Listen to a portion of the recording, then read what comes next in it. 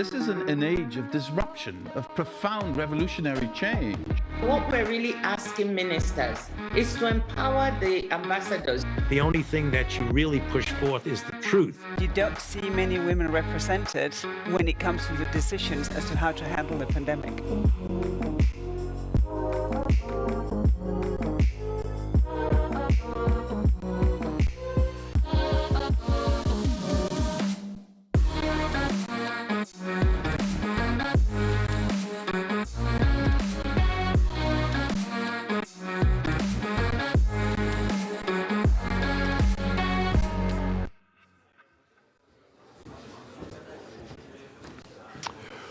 Welcome back from the lunch break. Good afternoon, and we're back at Politico's Sustainable Future Week's Day 1.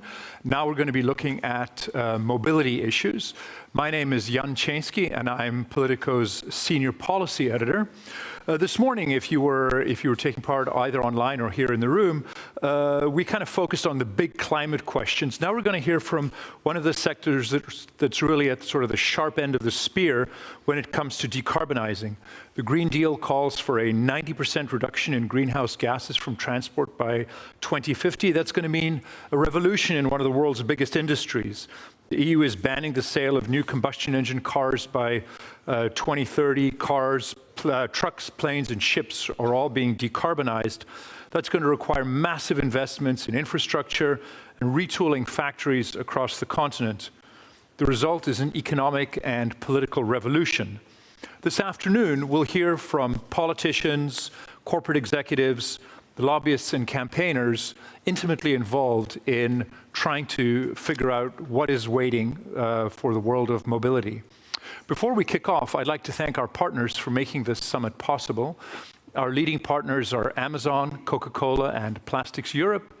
Our presenting partners are Bayer, Google, McDonald's, and SQM. Our networking partner is A2A, and our visibility partner is EU City Calc. To start with a few housekeeping rules, you can ask questions through the Swap Card platform. If you're in the room, you can scan the QR code on the screen. Otherwise, check the instructions on the event website. If you're on the platform, you can chat to fellow attendees and you can ask questions. There's a question box at the right of the screen if you're on a desktop, and below the live stream if you're on your mobile phone.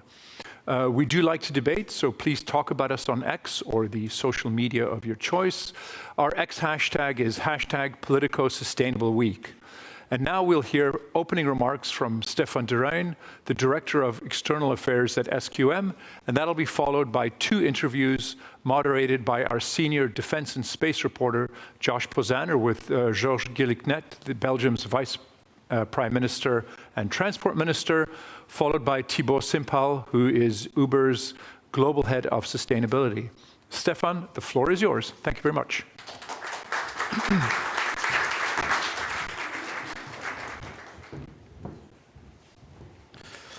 Good afternoon, everybody. Thank you very much for the very kind introduction. It's a great privilege for me to be allowed to introduce the opening interview of this mobility session on the first day. I'd like to start off perhaps with a little personal note. So I joined SQM in 2005. SQM already back then was one of the leading, if not the leading, lithium producer in the world. And I became responsible for the sales of lithium in Asia Pacific. And I was already aware back then of the potential that batteries hold, rechargeable batteries, and also of global warming. But there was not even a glimpse of the electromobility that is emerging today. I became passionately convinced about sustainability about 2 years later when one evening I landed to Beijing to come out of the airport to face a very dense gray smog, which was absolutely horrible. It stung my eyes, it left a bitter taste in my mouth. And at that point, I came aware that we need lithium not just to decarbonize and to facilitate energy transition and to go for electric mobility, but I think it's also fundamentally important for clean air and human health. So it's very exciting to see that this year already the world will produce and sell hopefully around 14 million EVs. I think back in 2017, was completely unimaginable. EVs have a tremendous potential to transition our mobility towards renewable energy-based mobility. There's a fundamental difference in the value proposition of EVs compared to combustion cars, because contrary to combustion cars, where you burn a fuel for heat, which produces a lot of carbon in the same process, the minerals and the metals that are contained in the rechargeable batteries, they are not burnt. So at the end of life of the batteries, they can be recycled, and actually they are already being recycled today, even in Belgium. And so those metals, before we can recycle them, obviously we have to dig them out of the earth and bring them into the loop before we can go also for a more circular, not only decarbonized, but also more circular mobility. And so that brings us to essentially a very important dilemma, because there's no energy transition without more mining, and also there's no mining without impact. And so the question that we at SQM ask ourselves every day is, how do you define the mining of the future? And the good thing is that in that aspect, we are not alone. We have partners like the EU that help define that. And it's very exciting to see legislative initiatives like the battery regulation and the politically approved yesterday Critical Raw Materials Act, defining how should be the mining of the future. And at SQM, we believe we are fully aligned with what the EU is proposing. And of course, there we are already the leading lithium producer when it comes also to ESG. And I'm not saying that this is based on the analysis of leading ESG raters, such as Dow Jones Sustainability Index and Refinitiv. And so that's a start. But there is much more that is needed than that. So the Critical Raw Materials Act and the battery regulation also propose mining standards. And when it comes to mining standards, we chose IRMA. We believe IRMA is the most comprehensive, most demanding mining assurance standard in the world. And we are the first lithium site in the world to achieve IRMA 75.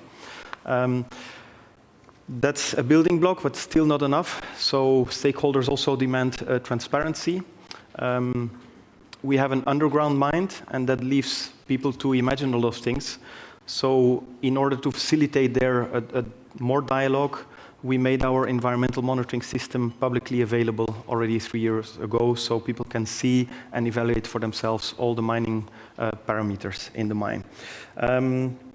It's also about innovation. We have set ourselves a target to produce carbon neutral lithium by 2030. We believe, based on life cycle assessment, we already have the lowest carbon footprint. There is a tremendous potential for innovation there.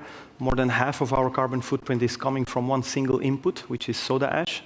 And so we have an in-house project to produce the soda ash ourselves on our way to become carbon neutral. It's also about reaching water neutrality.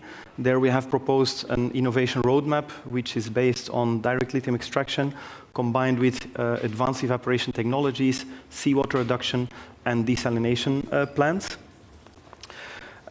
Besides that, the lithium production in Chile and SQM's operation in specific already creates tremendous value in the north of Chile and is also sharing tremendous value to the Chilean state, to the province where we operate, and to the local communities. Last year, SQM contributed 5 billion with the B of Barcelona to the Chilean state and to local stakeholders. And finally, talking about local stakeholders, what is there very fundamentally on our way to hopefully obtaining a social license to operate is the principle of horizontality, so that you sit and you dialogue as equal partners with the local communities who are, by their cosmovision, not in favor of mining, and then see where you can create shared social value and reach solutions instead of being stuck in a discussion. Thank you very much, and I pass the floor to Joshua.